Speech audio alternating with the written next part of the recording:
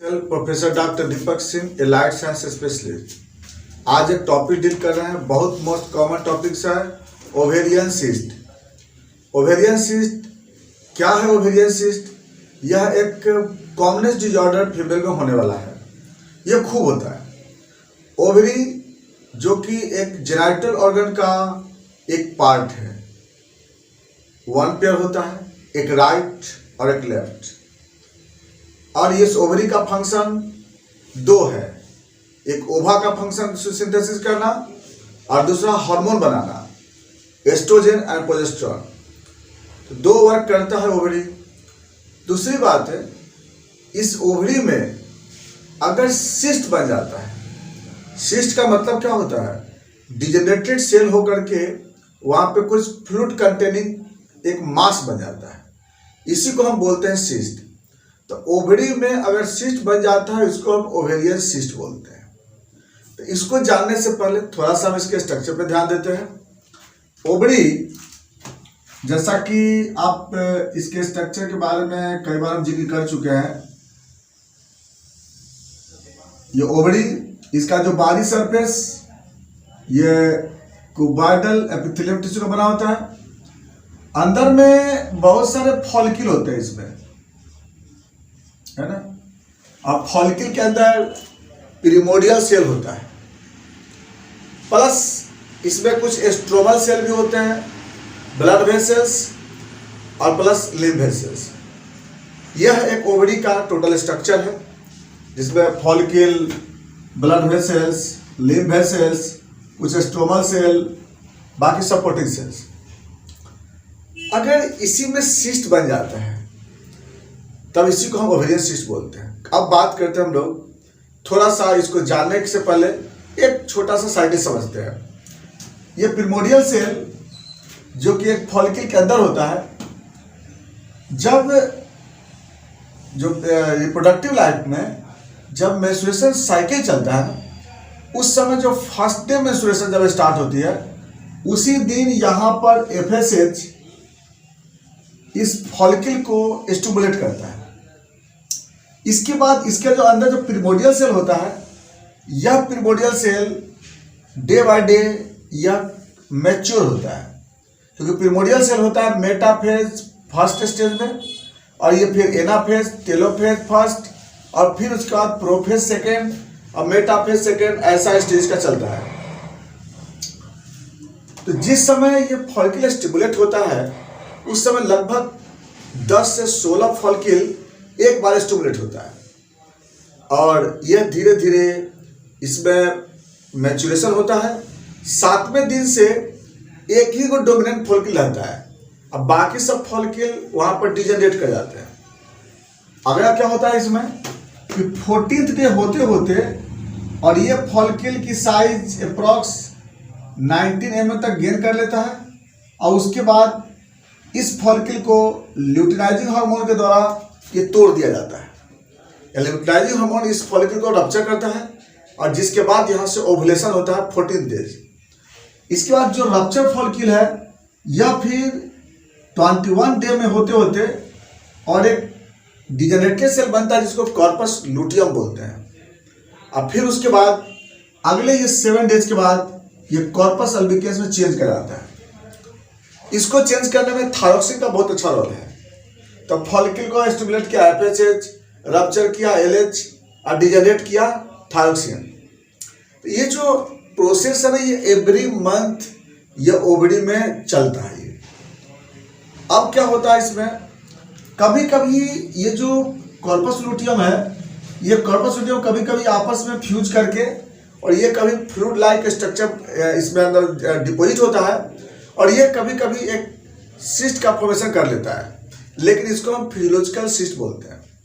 खैर, तो ये तो बात की बात आगे बढ़ते हैं। तो ये नॉर्मल ऐसा फंक्शन होते रहता है, और यह जो मैच्योर फॉलिकल है, इस फॉलिकल से एस्ट्रोजन निकलता है यहाँ से, और जो कॉर्पस लुटियम है, यहाँ से एस्ट्रोजन और प्रोजेस्टेरोन दोनों हार्मोन निकलता है। यह एक नॉर्मल फंक्शन है। अब बात करते हैं इसमें सिस्ट के बारे में। इसमें कौन कौन से सिस्ट बनते हैं? तो ओवरी में टोटल 4 वेराइटीज के सिस्ट बनते हैं इसमें। पहला फंक्शनल सिस्ट, दूसरा स्टोमल सिस्ट, तीसरा चॉकलेट सिस्ट और चौथा डर्माइट सिस्ट। 4 वैरायटी के सिस्ट होते हैं। और नंबर की बात करते हैं। पहला बात करते हैं functional cyst. Functional cyst, functional cyst किसको बोलते हैं? फंक्शनल सिस्ट का मतलब होता है कि मेंस्ट्रुएशन साइकिल के समय, साइकिल होते समय, पूरे साइकिल में किसी भी कारण से, तो साइकिल होते समय जब यहाँ पर सिस्ट बनता है तो उसको बोलते हैं फंक्शनल सिस्ट बोलते हैं। क्या होता है? तो फंक्शनल सिस्ट जनरली 2 वेराइटीज के होते हैं। एक होता है लुटियल सिस्ट और दूसरा होता है follicular cyst. Luteal and follicular cyst. Luteal cyst किसको बोलते हैं? तो luteal cyst most common cyst है। ये लुटियल सिस्ट 2 वेराइटीज के भी होते हैं। एक फिजियोलॉजिकल लुटियल सिस्ट, एक होता है pathological luteal cyst. Physiological luteal cyst किसको बोलते हैं? कि जो एवरी मंथ में बनता है और ये डिजॉल्व होते रहता है। तो वैसा सिस्ट जिसका साइज 19 mm से कम हो और उसका नंबर सिंगल हो, ऐसे सिस्ट को बोलते हैं फिजियोलॉजिकल सिस्ट। या कभी कभी इसका साइज 20 mm से भी ज़्यादा हो जाता है, लेकिन इसके वजह से कोई सिम्टम अगर नहीं होता है तब भी यह फिजियोलॉजिकल सिस्ट कहलाता है। कब होता है ऐसा?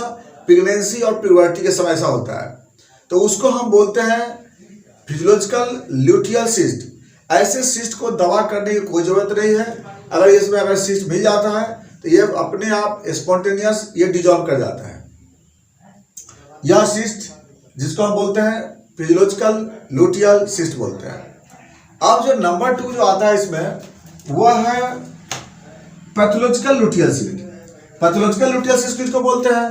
कि जब इस सिस्ट का साइज कॉर्पस लुटियम में, कॉर्पस लुटियम का साइज अगर 20 mm से ज़्यादा हो जाता है, उसकी वजह से सिम्टम भी होता है, प्लस इसका नंबर 1 से ज़्यादा हो जाता है, इस कंडीशन को बोलते हैं पैथोलॉजिकल लुटियल सिस्ट बोलते हैं। अब इसका कारण क्या होता है, किस वजह से ऐसा हो जाता है? इसका कारण ज़्यादातर केस में अगर थायरॉक्सिन की कमी हो गया, थायरॉक्सिन हार्मोन की अगर काम लेवल घट जाता है, या थायरॉक्सिन का काम नहीं हो पाता है, हाइपोथायरॉयडिज्म हो जाता है, या फिर प्रोलैक्टिन का अमाउंट बढ़ जाता है, तो इस केस में क्या होता है कि ये कॉर्पस लुटियम सिस्ट बनने का टेंडेंसी होता है।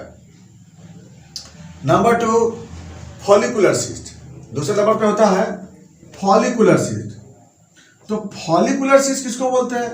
ये फॉलिकल जो यहाँ से बनता है, तब बोले थे कि यहाँ पर जब FSH स्टिमुलेट करता है तो 10 से 16 फॉलिकल यहाँ पर स्टिमुलेट होता है, जिसमें से एक ही 2 फॉलिकल डोमिनेट होते हैं, बाकी जो होता है वो डिजेनरेट कर जाता है। तो यहाँ पर जो फॉलिकल जो बनता है यहाँ पे, तो वहाँ पर हो सकता है कि एक से ज़्यादा डोमिनेंट फॉलिकल बन रहा हो, या दूसरा यह भी हो सकता है कि यहाँ फॉलिकल जो यहाँ पर रप्चर होना चाहिए, ये फॉलिकल रप्चर हुआ नहीं। जिसको फॉलिकल रप्चर नहीं हुआ तो क्या बोलते हैं? रेसिस्ट ओवुलेशन बोलते हैं। तो फॉलिकल रप्चर नहीं करेगा तो रेसिस्ट ओवुलेशन हो गया। तो उस केस में जो फॉलिकल है यह भी क्या होगा? डिपोजिट होकर के सिस्ट बना लेता है। तो ऐसे सिस्ट को क्या बोलते हैं? फॉलिकुलर सिस्ट बोलते हैं। यह सिस्ट क्यों हो जाता है? इस सिस्ट के पीछे रीजन है कि अगर ल्यूटिनाइजिंग हार्मोन की कमी हो जाने से, एस्ट्रोजन का लेवल डिक्रीज कर जाने से, साइकोलॉजिकल स्ट्रेस होने की वजह से, या फिर PID के कारण, उफ्रोडाइटिस की वजह से ऐसा सिस्ट बन जाता है यहाँ पे। तो ये सिस्ट को क्या बोलते हैं? फॉलिकुलर सिस्ट बोलते हैं। अब आते हैं नंबर 3, वो है स्ट्रोमल सिस्ट। स्ट्रोमल सिस्ट किसको बोलते हैं? कि जैसे या तो इसका जो आउटर लेयर है जो सपोर्ट की ओर रहता है, या तो उसमें सिस्ट बन जाता है, या फिर अंदर का जो कुछ स्ट्रोमल सेल है वह सिस्ट बन जाता है। तो इसमें क्या होता है कि जो आउटर लेयर्स, या इसको बोलते हैं सिस्ट एडिनोमाई बोलते हैं। तो अगर बात करें कभी कभी ये जो आउटर लेयर सेल्स या इनर का सपोर्टिंग सेल्स, यह भी कभी कभी डिजेनरेट होकर के और सिस्ट बन जाता है। इसका रीजन क्या होता है? इसका सबसे ज्यादा रीजन होता है इन्फ्लामेशन, PID। इसके कारण क्या होता है कि यहाँ पर ये सिस्ट बन जाता है। कभी कभी पता चला नहीं कि स्टोमल सिस्ट क्यों बन जाता है। इसे आपको ज़्यादातर मिलेंगे आपको म्यूसिनस सिस्ट, जो कि ये ज़्यादा चढ़ क्या होता है ना कि ये आगे चल करके यह ट्यूमर कैंसर में कन्वर्ट कर सकता है ये। तो इसको हम लोग बोलते हैं स्ट्रोमल सिस्ट बोलते हैं। तो यह सिस्ट कहाँ पे हुआ? आउटर लेयर पर टिश्यू से होंगे या फिर अंदर का स्टोमल सेल से होता है। अब एक अगला जो सिस्ट होता है, जो 3rd नंबर पे सिस्ट है, उसको बोलते हैं चॉकलेट सिस्ट बोलते हैं। चॉकलेट सिस्ट क्या होता है? जिसमें कि जो इंडोमेट्रियम लाइक टिश्यू ओवरी के सरफेस पे ग्रो करता है। इंडोमेट्रियम लाइक टिश्यू जो होता है ना, ओवरी के सरफेस पे ग्रो करता है, जिसको हम क्या कहते हैं, इंडोमेट्रियोसिस बोलते हैं, इंडोमेट्रियोसिस। तो जो वहां पर क्या होता है कि इंडोमेट्रियोसिस क्या हो गया कि endometrium like tissue growth on the surface of ovary. और ये क्या करता है कि एवरी मंथ क्या होता है ना कि ये डिस्ट्रक्ट होते रहता है जब मेंस्ट्रुअल साइकिल के समय। तो इसके कारण क्या होता है कि इसमें ब्लड भी निकलते रहता है, सेल ग्रो करता है, निकलते रहता है, इसलिए इसको हम लोग हेमरेजिक सिस्ट भी बोलते हैं। चॉकलेट सिस्ट को क्या बोलते हैं, हेमरेजिक सिस्ट ही बोलते हैं। अब ये क्या है, ये क्यों बन जाता है, तो इसके पीछे तो एग्जैक्ट कोई पता नहीं चलता है, लेकिन रिफ्लक्स मेंस्ट्रुएशन है या हार्मोनल फैक्टर है, कुछ जेनेटिक फैक्टर है। तो इसके कारण क्या होता है कि चॉकलेट सिस्ट यहाँ पे बनता है। तो इसको चॉकलेट सिस्ट इसलिए बोलते हैं कि इसका कलर जो होता है सिस्ट का, ये आपको ब्राउन कलर का हो जाता है ये, और प्लस ये जो होता है सिस्ट या इंडोमेट्रियल टिश्यू से बनता है, इसलिए इसको चॉकलेट सिस्ट के नाम से जानते हैं हम लोग। अब जो चौथा जो सिस्ट होता है जिसको हम लोग बोलते हैं डर्मोइड सिस्ट बोलते हैं। तो डर्मोइड सिस्ट जिसको टेराटोमा भी बोलते हैं, तो वो जनरली क्या होता है कि जर्म सेल जो होता है, जो प्रिमोडियल सेल, इसी में बेनाइन ट्यूमर हो जाता है, या ट्यूमर हो करके और वो क्या होता है ना कि सिस्ट लाइक स्ट्रक्चर बनता है। यह एक ऐसा सिस्ट बनता है डर्मोइड सिस्ट जिसमें कि hair like structure, epidermis, dermis और प्लस बोन, कार्टिलेज, यानी बॉडी के जितने भी टिश्यू होता है वो सारे टिश्यू यहाँ पे मिलते हैं। तो ऐसा सिस्ट को हम लोग बोलते हैं डर्मोइड सिस्ट बोलते हैं। तो ये आपको हो गया 4 वेराइटीज के सिस्ट होता है सारे। अच्छा, जब डर्मोइड सिस्ट का कारण पता नहीं चलता है किस वजह से हुआ, ये कहना बड़ी मुश्किल है, इडियोपैथिक है ये।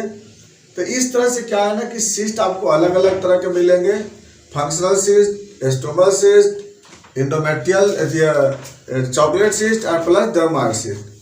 अब बात करते हैं सिम्टम पे। अगर यह सिस्ट हुआ तो क्या सिम्टम होगा। सबसे पहला कि जो लोअर एब्डोमेन में दर्द होगा, या तो राइट लेग पोर्शन या लेफ्ट लेग पोर्शन, जिधर साइड में सिस्ट होगा उधर तरफ में पहला पेन होगा। दूसरा क्या होगा, मेंस्ट्रुएशन इरेगुलर हो जाएंगे। इसके बाद यूरिन में रिटेंशन हो सकता है या कंस्टिपेशन हो सकता है। यही सिम्टम इसमें जनरली ओवेरियन सिस्ट में मिलता है। कभी कभी हो सकता है कि ल्यूकोरियल प्रॉब्लम आ सकता है। इसके बाद अगर उसको हम एग्जामिनेशन करके देखेंगे तो इलियक फोसा में वहाँ टेंडरनेस होगा, लंप होगा, पाल्पेशन होगा।